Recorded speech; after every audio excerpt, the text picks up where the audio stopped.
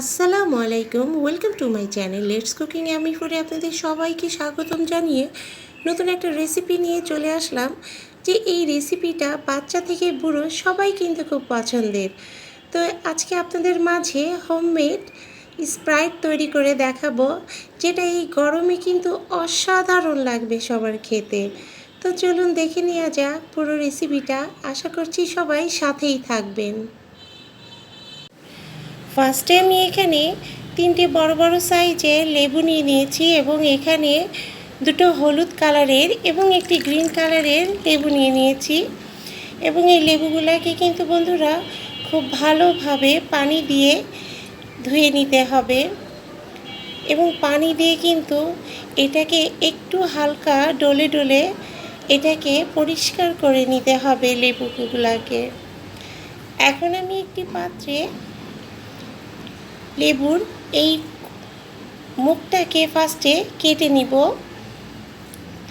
কেটে এই মুখটাকে বাদ দিয়ে দিতে হবে বন্ধুরা।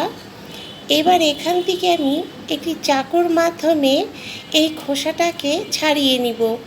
এটাকে আপনারা বটির সাহায্যেও করতে পারেন, বাট এটাকে আমি চাকুর সাহায্যে এইভাবে খোসাগুলোকে ছাড়িয়ে নিচ্ছি।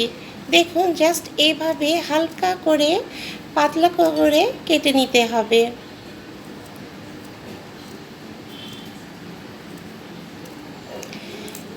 এভাবে পুরো খোসাটাকে খুব ভালোভাবে ছাড়িয়ে নিতে হবে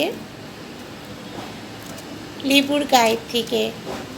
দেখুন বন্ধুরা, পুরো লেবুর ভিতর থেকে এইভাবে খোসাটাকে আমি ছাড়িয়ে নিয়েছি। এভাবে 3টে খোসাটাকেই ছাড়িয়ে নিতে হবে। এখন আমি একটি পাত্রে এই খোসাগুলোকে নিয়ে নিয়েছি এবং এর মধ্যে 3 চা চামচ পরিমাণ চিনি অ্যাড করে দিব। চিনি অ্যাড করে এবার এই খোসাগুলোর সাথে খুব ভালোভাবে চটকিয়ে চটকিয়ে এর মধ্যে থেকে একটু পানি বের হয়ে যাবে। দেখুন, যাতে চিনিটা গলতে সাহায্য করে। এই কারণে এটাকে আপনারা 5 মিনিট ধরে এটাকে খুব ভালোভাবে চিনির সাথে এভাবে চটকিয়ে নিতে হবে। তাহলে চিনিটা গলতে সাহায্য করবে এবং লেবুর খোসা থেকে যে একটা রস বের হবে সেটাও দ্রুত পরিমাণ বের হবে। এটাকে এবার আমি 4 ঘন্টা পর্যন্ত রেখে দিব রেস্টে।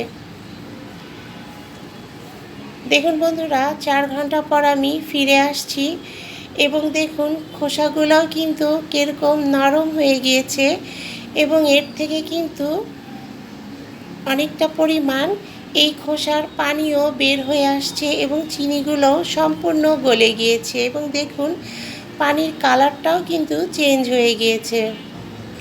এখন আমি এই লেবুগুলোকে পিস পিস করে কেটে নিব। জাস্ট এইভাবে পিস পিস করে সমস্ত লেবুগুলোকে কেটে নিব এবং এই লেবুগুলা থেকে দেখুন বন্ধুরা, এইভাবে লেবুগুলোকে পিস পিস করে কেটে নিতে হবে এবং এই লেবুগুলার থেকে এরকম চিপে রসগুলোকে বের করে নিতে হবে। আপনারা চাইলে এটাকে চিপেও বের করতে পারেন বা মেশিনের সাহায্যেও এই লেবুর রসগুলোকে বের করে নিতে পারেন। দেখুন বন্ধুরা, কতটা পরিমাণ লেবুর রস বের হয়েছে। এখন আমি একটি ছাঁকনির সাহায্যে এই লেবুর রসটাকে আমি ছেঁকে নিব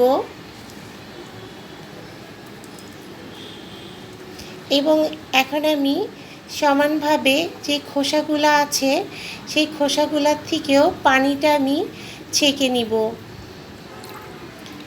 তাহলে খুব সুন্দরভাবে খোসাটা আলাদা হয়ে যাবে এবং পানিটা খুব সুন্দরভাবে ছেঁকে নিলে এই রসটা চলে আসবে।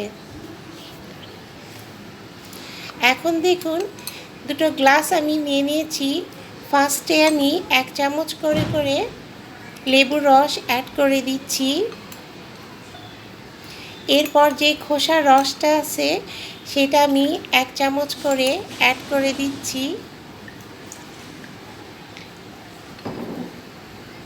এবং 1 চা চামচের 4 ভাগের 1 ভাগ বেকিং সোডা আমি অ্যাড করে দিচ্ছি। দেখুন বন্ধুরা, খাবার সোডা বলেন বা বেকিং সোডা, এটাকে আমি অ্যাড করে দিলাম।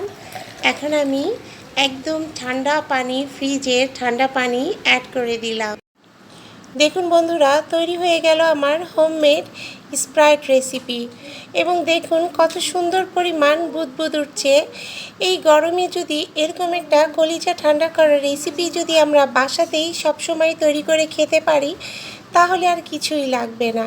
তো রেসিপিটা ভালো লাগলে অবশ্যই লাইক করবেন, কমেন্টস করবেন এবং বেশি বেশি করে শেয়ার করে দিবেন। তো আজকের মতো এই পর্যায়ে আল্লাহ হাফেজ।